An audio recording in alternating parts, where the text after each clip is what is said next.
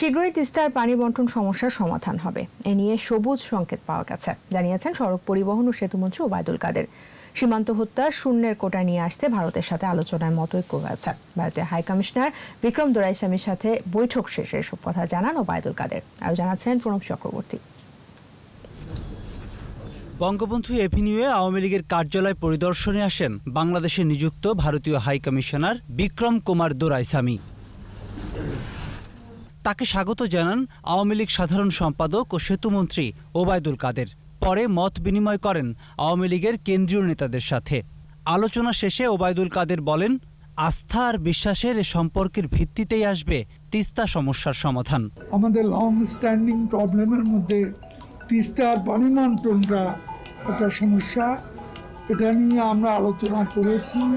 আমরা আশা করছি যে তিস্তা পানি বন্টন সমস্যা ব্যাপারেও একটা এগ্রিমেন্ট অচিরেই হবে এবং এ ব্যাপারে আমরা সবুজ সংকেতও পাচ্ছি। দীর্ঘদিন ধরে সীমান্তে যে হত্যা, তারও সুরাহা হবে অচিরেই।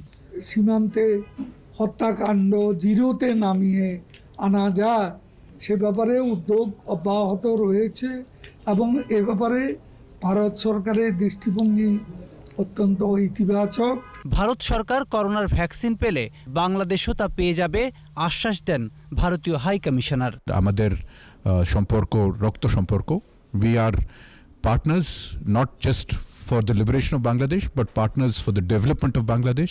বাংলাদেশ ভারতের এই সম্পর্ক আগামীতে আরও সুদৃঢ় হবে বলেও আশা জানান Doraiswami. His Excellency the General Secretary and the Pranab Chakraborty, 21 television, Dhaka. As always